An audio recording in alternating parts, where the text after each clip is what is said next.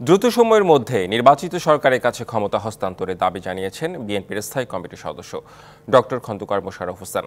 বলেন, সময় নির্ধারণ করে দেশের সংস্কার সম্ভব নয়, এটি চলমান প্রক্রিয়া।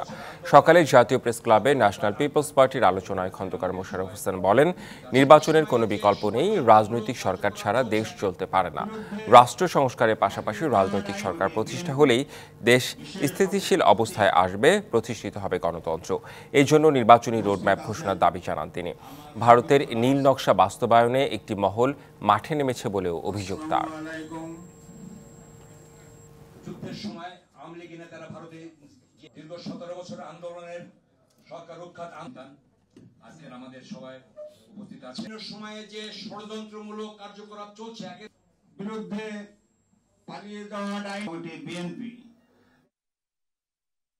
সংস্কার কোনো এককভাবে একটি সরকার একটা দিন তারিখ ঠিক করে শেষ করে ফেলতে পারবে, সংস্কারকে কার্যকর করতে পারবে, এমন কিন্তু এটা স্বাভাবিক না।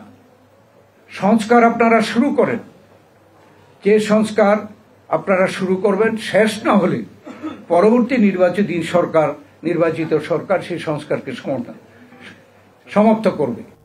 বছর শেষের খুশি নগদে হবে বেশি। নগদ পেমেন্টে নির্দিষ্ট ক্যাটাগরির কেনাকাটায় 300 টাকা পর্যন্ত ক্যাশব্যাক।